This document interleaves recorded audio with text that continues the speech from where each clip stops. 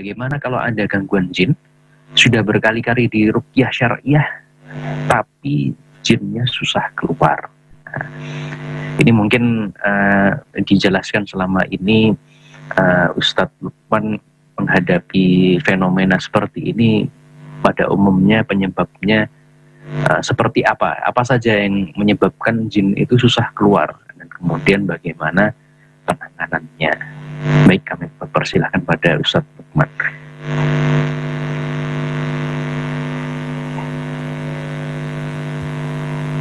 Ya, perlu digarisbawahi juga, walaupun memang jin itu ya seperti manusia berkelas-kelas seperti itu, pada prinsipnya inna kaidas syaitani kana dhaifa. Jadi bahwa tipu daya setan itu sebenarnya lemah. Ya, itu memang lemah, cuma bagi orang yang memang sudah paham tentang dunia jin, dalam arti paham tentang. Tapi bagi mereka yang belum tahu juga memang, walaupun memang untuk jin-jin nasab ini memang tema kalau dalam dunia ruqyah itu memang agak panjang, artinya agak lebih susah, bukan berarti tidak bisa ya, lebih panjang ya dibanding tema-tema gangguan yang lain. Karena apa, kalau kita misalkan meruqyah orang-orang yang kena gangguan jin nasab, kita harus diagnosis juga. Ya, makanya seperti yang ditanyakan tadi, kenapa pada waktu orang sudah diruqyah kok masih susah sekali, kenapa seperti itu? Itu bisa macam-macam. Misalkan kasus jin nasabnya itu misalkan mbah-mbahnya dulu, leluhurnya masih punya pusaka-pusaka, entah tombak, keris, atau benda-benda yang ada nuansa magis dan sebagainya, itu memang bendanya harus diruqyah. Nah, setelah diruqyah dibuang di tempat tertentu, dieksekusi, dibuang di tempat tertentu, itu lebih mudah. Tapi kalau bendanya itu masih ada, agak susah. Walaupun bukan berarti tidak bisa sama sekali, tidak. Kalau buholnya itu sudah ketemu media tempatnya, kita pernah nangani kasus, sering itu kasus di lapangan yang kita pada waktu nangani itu tidak bisa menghasilkan yang sempurna begitu, tapi tetap sudah banyak kemajuan. Jadi banyak peningkatan kebaikan dalam hidupnya, paling tidak ibadahnya lumayan tambah bagus, taatnya tidak terlalu gampang marah, itu banyak. Kapan hari kita nangani ada seorang ibu-ibu, dia itu istrinya, suaminya seorang bapak polisi di lapangan. Kita pada waktu ruqyah, karena ternyata pada waktu ruqyah ini di lapangan dia bilang gini, ada nuansa kesurupan kecil gitu. Pokoknya kudunya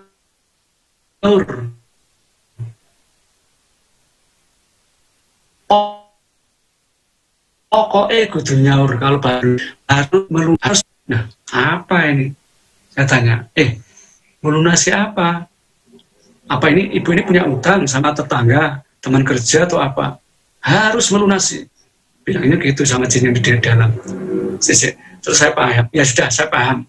Maksudnya melunasi, kan melunasi yang leluhurnya. Iya. Karena dulu bapaknya pernah kolaborasi dengan saya. Saya diminta untuk begini. Bapaknya mati. Maka anaknya yang jadi sasaran, dia mau segini, dia akan saya ganggu terus. Masya Allah, terus kita terus orangnya sadar, kita tanya, mbaknya punya nggak pusaka-pusaka? Ada Pak Ustadz. Nah, ternyata pusakanya di mana sekarang? Pak Ustadz, itu di saudara saya, tapi saudara tidak seayah seibu, karena mbak saya itu nikah 3 orang. Nah, yang 1, 2 itu masih kenal baik, yang ketiga ini tidak, malah terkesan jauh, bukan hanya, nah kalau saya ngambil pusakanya gimana Ustadz ini? Gitu ya.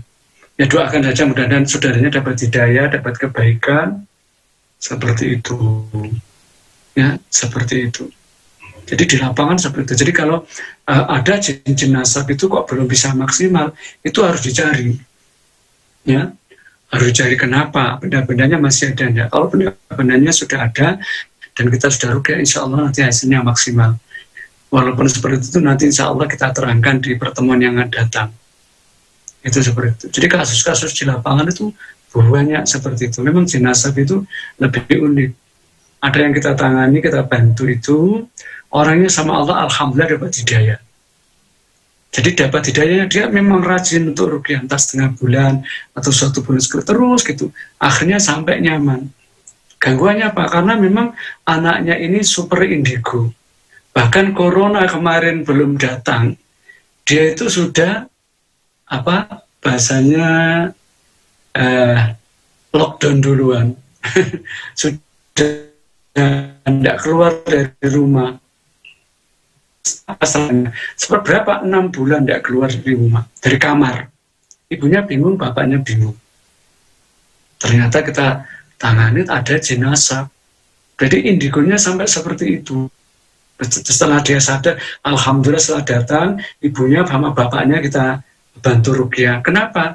Karena pada waktu anak tidak nyaman itu tidak bisa jalan. Kalau ada apalagi anak belum balik, anak masih kecil, kalau ada gangguan itu mesti cenderung yang berpengaruh itu karena dari bapak ibunya bermasalah. Nah ternyata benar bapak ibunya itu dari keduanya itu dari jalur ke atas itu Masya Allah pusakanya banyak. Akhirnya kita diserahkan ke kita. Terus kemudian dari pengobatan yang tidak syar'i, yang ke dukun-dukun dan sebagainya, itu kita tanya satu-satu sudah pernah berobat kemana saja yang selain medis, selain dokter, selain herbal. Ini Pak Ustadz sudah berobat ke ini, dikasih apa? Dikasih ini, dikasih. Nah itu harus dijelaskan. Kenapa? Pada waktu nanti kita meruqyah, itu jin-jin yang masuk dari pengobatan tidak syar'i, kita minta dikeluarkan sama Allah. Jadi seperti itu akhirnya Rasul. Jadi ruqyah kita itu ruqyah cenderung ilmiah. Jadi pada waktu kita meruqyah itu kita tanya, gangguannya dari mana? Pernah nggak berobat di tempat-tempat yang syar'i? Misalkan ada, ya itu kita keluarkan juga. Makanya benar katanya akhirnya Rasul tadi. Apa bisa Ustadz ada gangguan jin itu yang dari sini? Benar. Ya. Yang tadi ada jenazah, terus kemudian berobat tidak syar'i, terus kena sihir. Waduh sudah berapa ini? Nah itu temanya harus, kalau ruqyah itu jangan dibayangkan bahwa ruqyah itu langsung itu enggak temanya. Nah dengan diagnosis itu nanti bisa satu-satu, ayo keluar karena Allah yang dari ini, yang pengobatan enggak syar'i dari ini keluar. Jadi jangan dibayangkan setiap kita membaca ruqyah itu langsung jinnya itu keluar semua, enggak bisa. Jadi keluarnya itu ya sedikit-sedikit tapi jelas. Kalau ruqyah malah keluar semua, yang keluar yang mana? Ya. Jin itu pada waktu terdeteksi lewat taskhis atau diagnosis, dia sudah oleng di dalam tubuh, panas dan sebagainya. Aduh konangan ketahuan aku aja.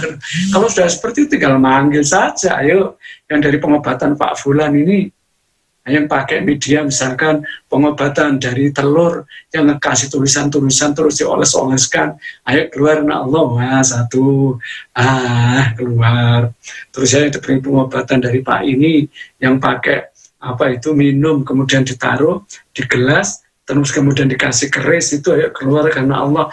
Nah gitu. Kalau ruqyahnya nggak jelas jadi kira malah, kalau ruqyahnya nggak paham ya malah bingung, munting-munting, tidak karu-karuan. Nah, seperti itu kalau gangguannya banyak. Jadi seperti itu akhirnya Rasul. Jadi yang perlu digarisbawahi, kita sebagai muslim tidak boleh takut bahwa wah tidak ada obatnya, ya ada. Islam itu tetap masih solusi.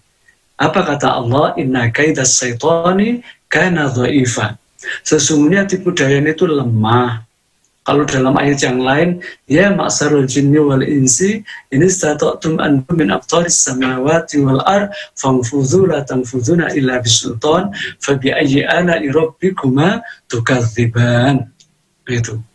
Jadi Islam itu pirantinya untuk benteng itu ada, makanya tidak ada kata itu tidak bisa, ya, walaupun step by step nanti tambah nyaman. Seperti itu akhirnya Rasul.